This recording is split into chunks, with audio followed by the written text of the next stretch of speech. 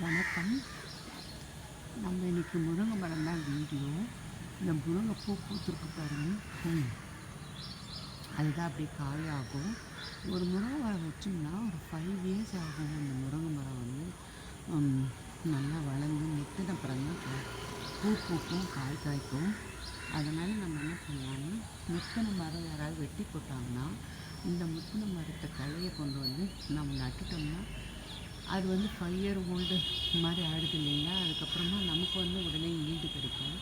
அப்புறம் இந்த மாதிரி முத்தின மரம் வச்சுட்டு மேலே வந்து சாணம் வைப்பாங்க, இல்லை மண் பிசைஞ்சு வச்சோம்னா நல்ல ஆழம் ஒரு ஒரு அரை ஜானுக்கு தண்ணி பூமிக்குள்ளே வச்சு மேலே அந்த மண்ணை பிசைஞ்சு மேலே வைக்கணும். வச்சிட்டோம்னா அந்த செடி தண்ணி கொட்டிகிட்டே இருந்தோம்னா ஃபாஸ்ட்டாக வளர்ந்துடும்.